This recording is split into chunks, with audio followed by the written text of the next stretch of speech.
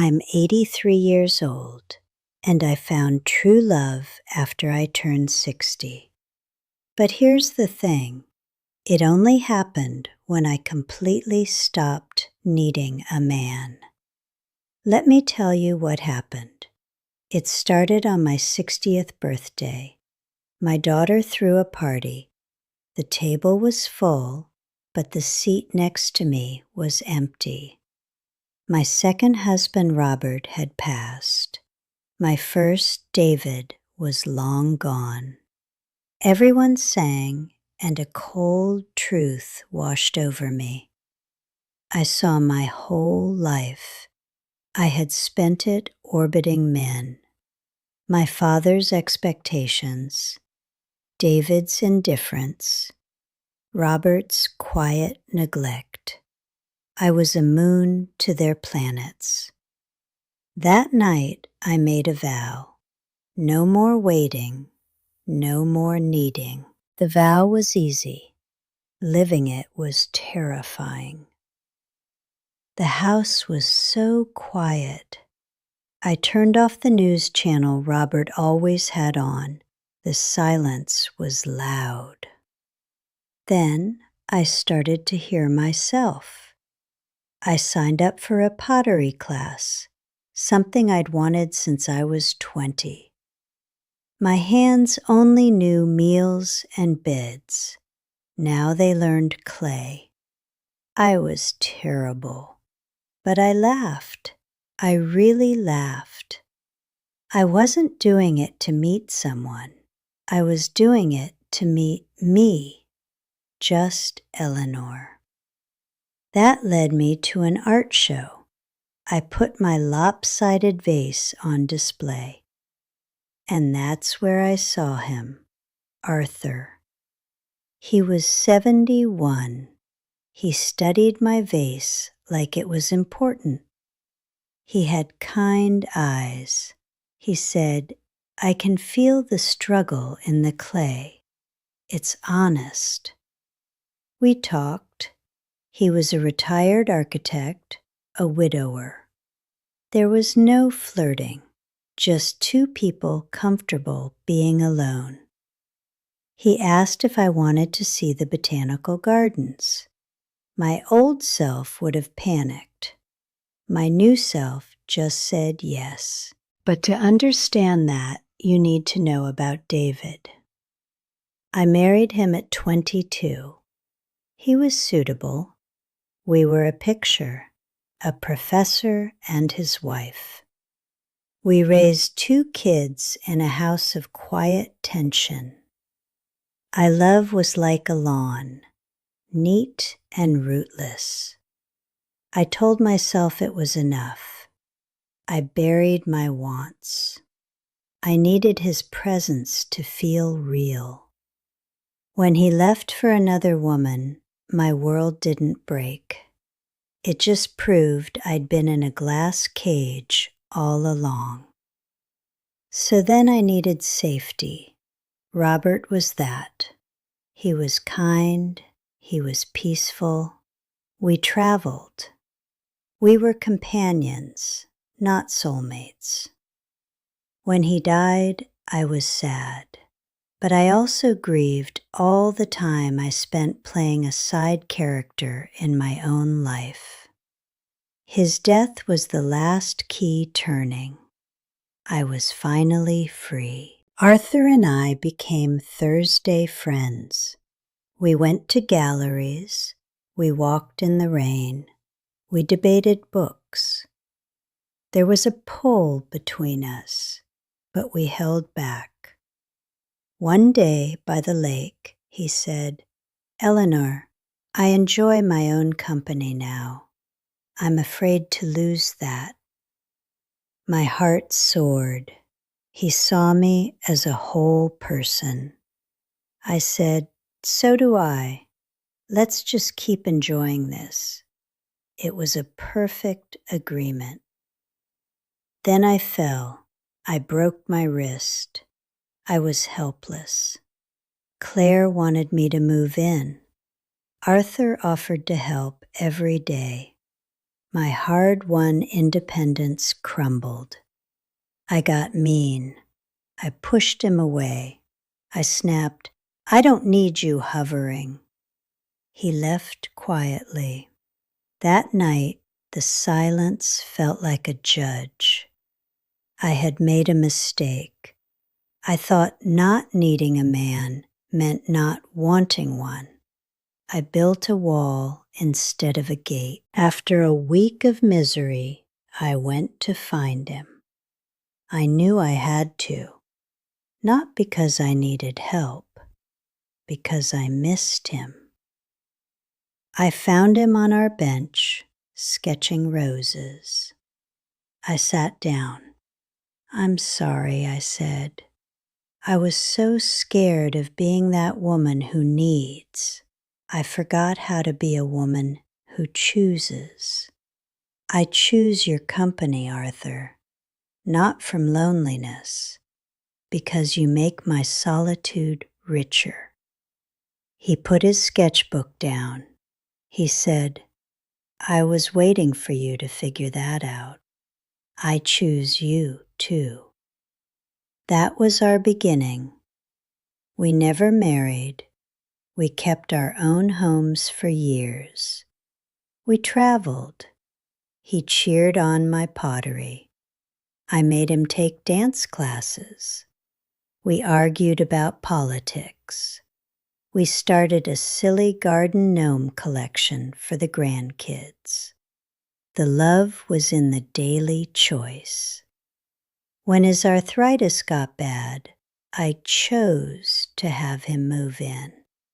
I wanted to share my sunroom. We were two strong trees with tangled roots. Then he got sick.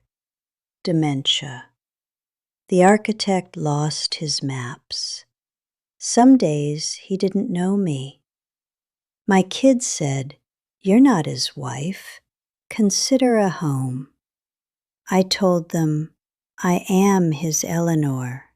I chose him. I choose to stay." Caring for him was hard, but it never felt like a duty from the past. It was my free will. He died last spring. He held my hand. In one clear moment, he whispered, "My favorite masterpiece." So here I am, 83, alone, but not lonely. I am full of the echo of a love that added to me. It didn't complete me. Listen, stop waiting to be found. Build a life so full and so yours that love is a welcome guest, not a rescuer. Tend your own garden first. The right companion will admire your roses. They won't need to fix your fence. True love found me when I finally stopped needing it to find me. And you know what? That first year after my vow was the hardest and the best of my life. I had to learn how to be alone without being lonely. It's not the same thing. I started small. I'd make myself a proper dinner just for me and eat it at the table with a book. I went to the movies by myself. At first, I felt everyone was looking at the old woman alone. Then I stopped caring. I was watching the film, not them. My pottery got better. Not good, but better. My teacher Marta became a friend. She was 75 and had never married. She told me, "A man is not a plan, Eleanor. You are your own plan." I held on to that. Then came the community art show. Marta pushed me to enter. I almost didn't. My vase was crooked. But I put it on the table with a little card that said, "Eleanor, first attempt." And that's when Arthur walked up. I told you about that, but I didn't tell you about what happened after the gardens. He took me to the botanical gardens. We walked for 2 hours. We didn't hold hands, we just talked. He told me about his wife, Margaret. She died of cancer.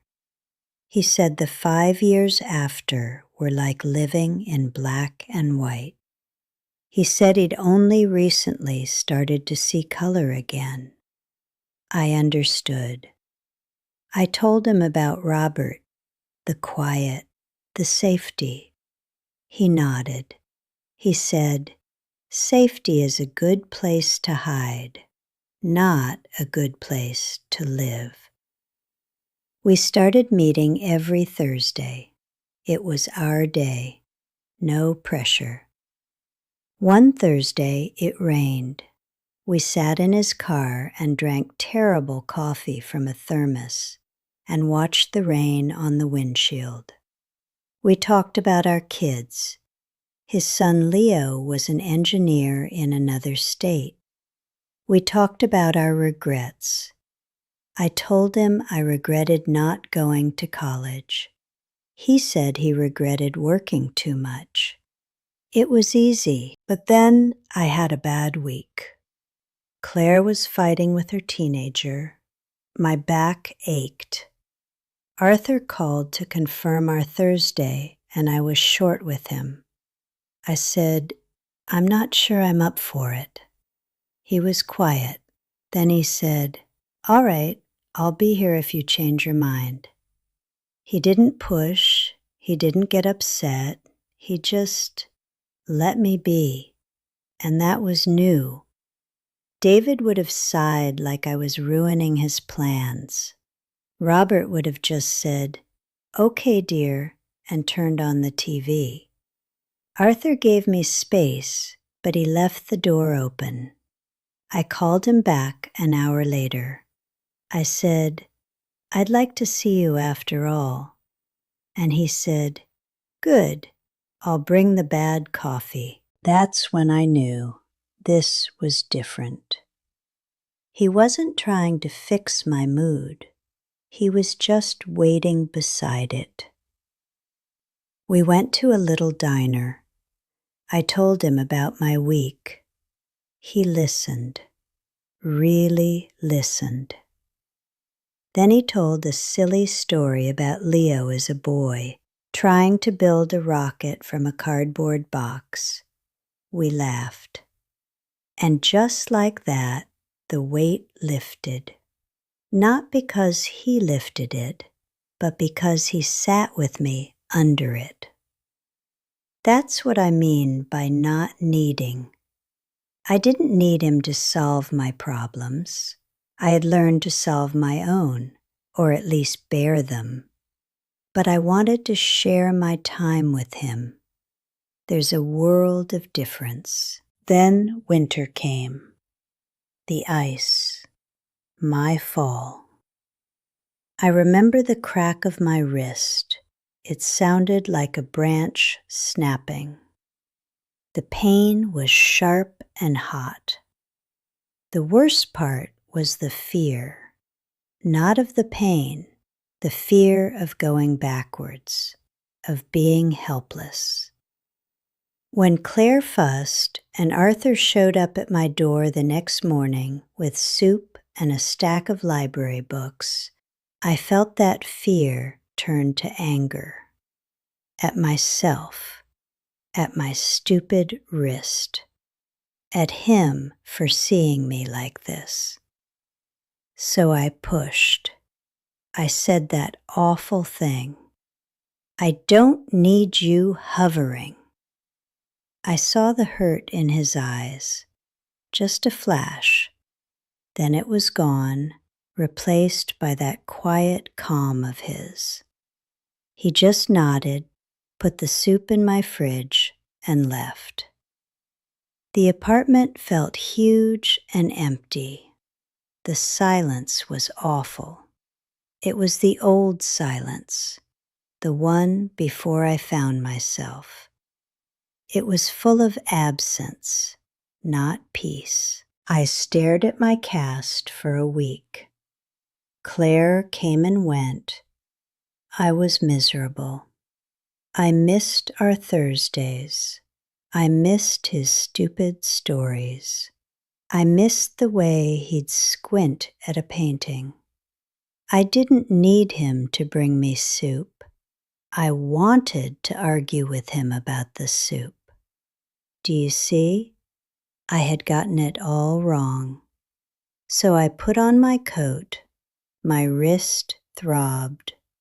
I took the bus to the gardens. I knew he'd be there.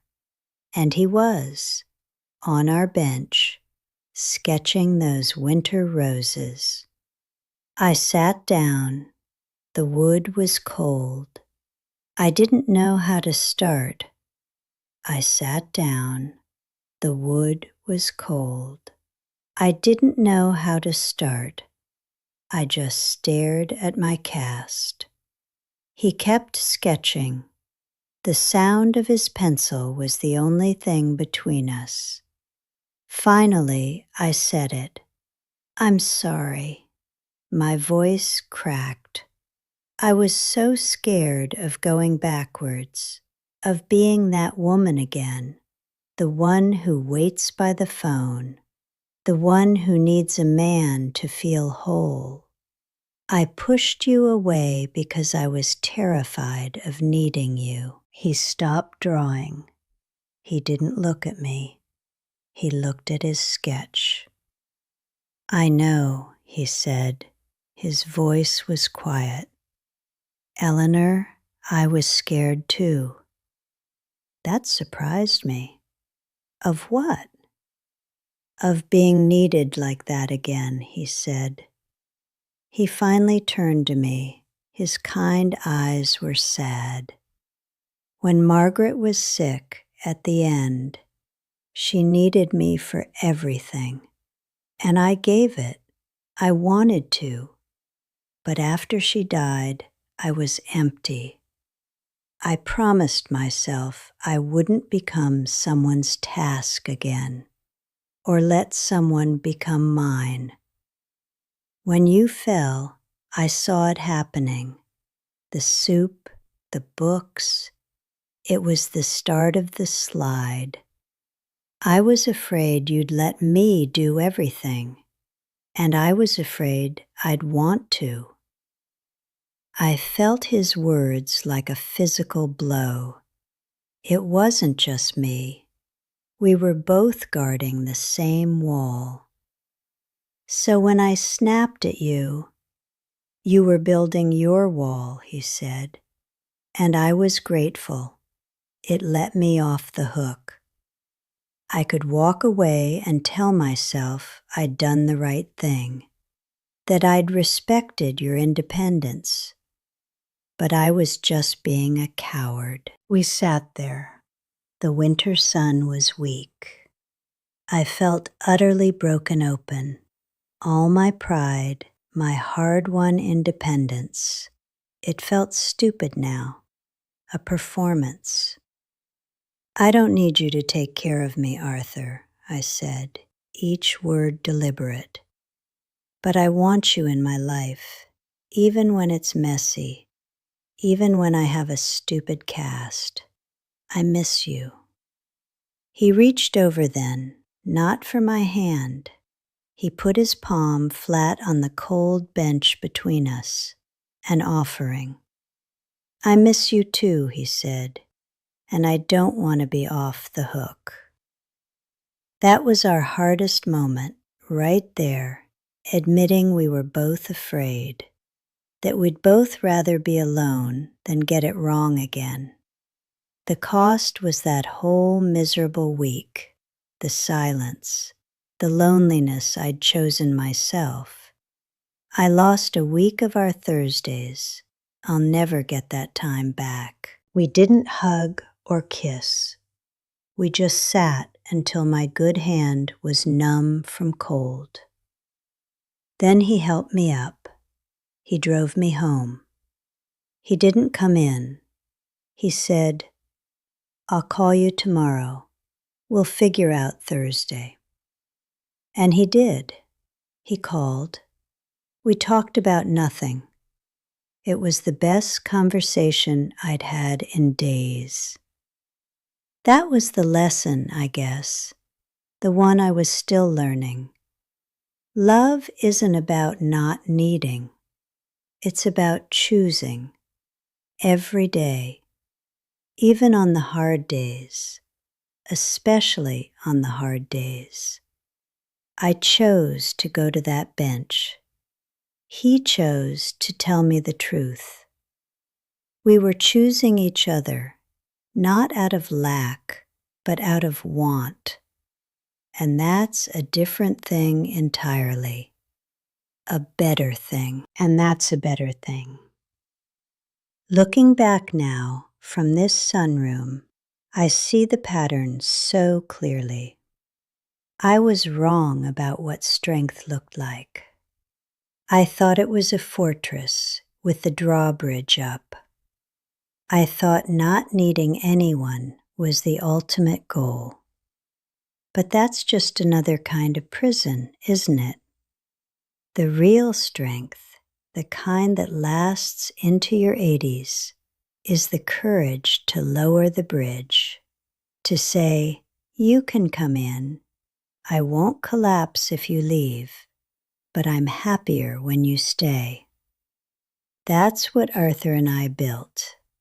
Not a merger of two half-lives, but a partnership of two whole ones. The love we had in those 20 years wasn't the frantic, hungry love of my youth. That love was about filling a hole. This was different. It was quiet and deliberate. It was in the way he'd make tea without asking when I was lost in my pottery. It was in the way I'd leave the newspaper open to the crossword on his chair.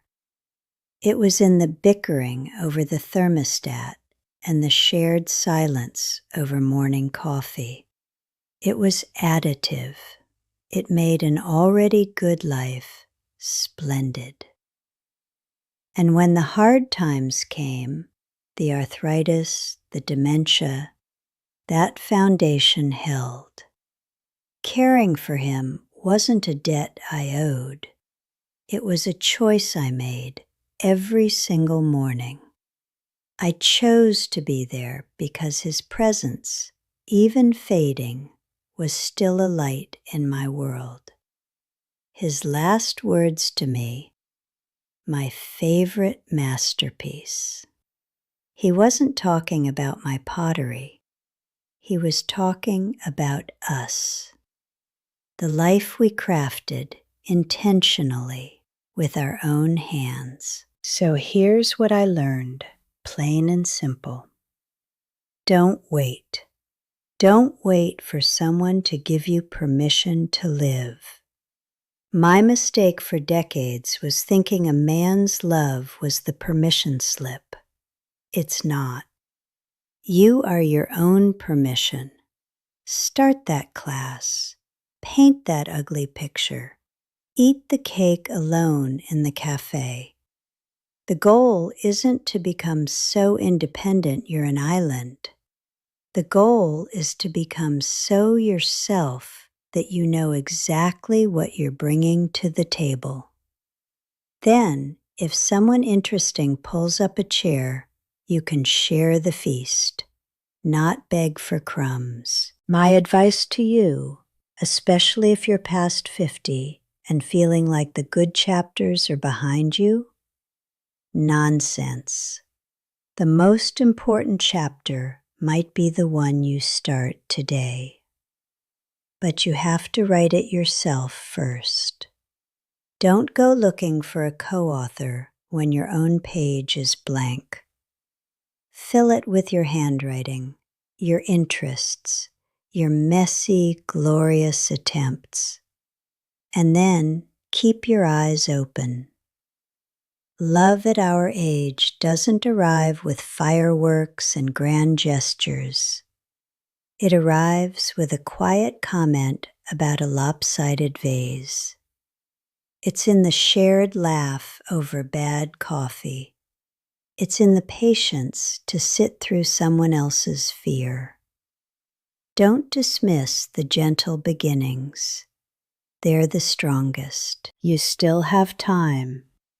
Maybe not decades, but you have now, and now is enough to begin, enough to choose yourself. And that self you choose might just be the most interesting person you've ever met. I found her at 60 in a silent house and a lump of clay. And because I found her, I was ready for Arthur. Not to complete me, but to accompany me. That's the hope I want to leave you with. It's not over. Your story isn't written in stone. The next line, the next chapter is yours to draft. Start with one sentence, just for you. If my story struck a chord with you, if you saw a bit of your own waiting in my past, then do me a favor. Share this with one person who needs to hear it. Maybe it's a friend who's just lost a partner, or a sister who's always putting herself last. Sometimes the right words at the right time can turn a key. And I'd love to hear your thoughts. Down in the comments, tell me one small thing, just one, that you'll do for yourself this week. It could be as simple as buying fresh flowers or finally opening that book on your nightstand. Tell me, I read every single one. This community we're building here, of people choosing their own lives, it matters. If you want to make sure you don't miss these conversations, tap that subscribe button and ring the notification bell. It helps more people find these stories. And because so many of you have asked, I've been working on writing all of this down, the full story, with details I couldn't fit here. If you'd like to be notified when it's ready, there's a link down below to add your name to my simple, old-fashioned mailing list. No pressure at all, just a way to stay connected. Your likes and shares mean the world. They tell the algorithms that stories with wrinkles and wisdom are worth listening to. Thank you for sitting with me here in my sunroom, for listening to the story of an old woman who learned, finally, that the greatest love begins with the person in the mirror. Now, go tend your own garden. I'll be here, tending mine.